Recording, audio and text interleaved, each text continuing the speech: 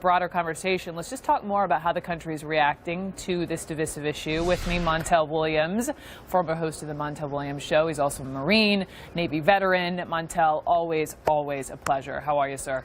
Always a pleasure to be here, Brooke. Thanks for having me. You know, Jennifer went through the poll numbers, and obviously the country is split, tilting just slightly in favor of the president's position, although that varies when we looked at race. You know, as a Marine, as a black man in America, where do you fall?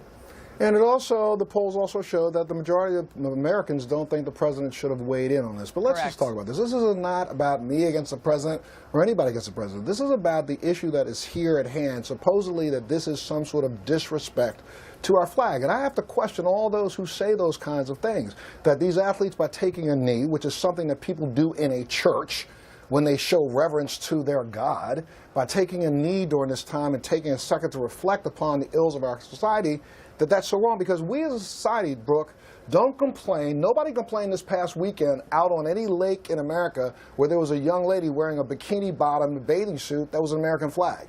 Or the guys that are driving around on jet skis or motorcycles wearing an American flag on their head. And how about even the most egregious one of all? We all in this world agree that Nazism and Hitler was an abomination to this world. We've held trials for over 80 years persecuting and prosecuting people who were Nazis.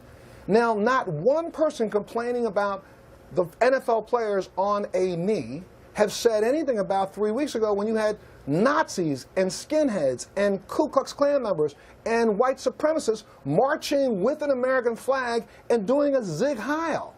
And some of them made statements about the president's own son-in-law, Jewish people, in front of an American flag. But that's okay. So it really has nothing to do with disrespecting the flag. It has to do with the fact that, you know, in some ways in this country, we still think that black men should shut up, accept what you get, and keep your mouth shut.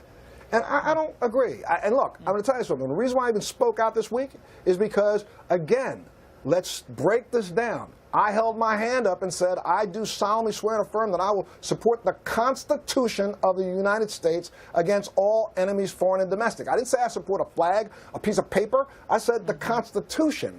And when I do so, that means that the first thing that our forefathers thought to give us the right to do was the right to protest.